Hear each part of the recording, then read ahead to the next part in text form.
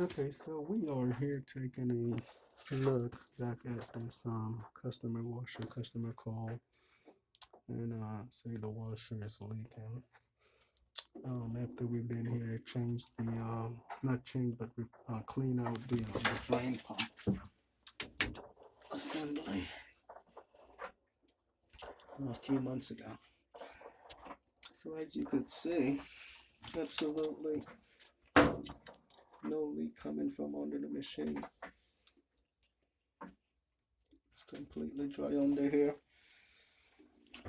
If the machine was leaking, water would actually get into here and start collecting, and you can see it's pretty dry under there, with the exception of the little water that's leaking out the front of the door.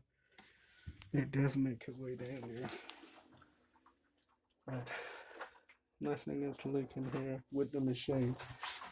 The leak is happening with the actual supply hose. You can see the condition of it there, and it's actually leaking.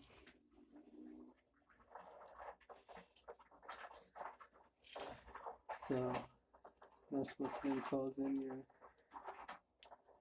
the accumulation of water here in the floor. All right.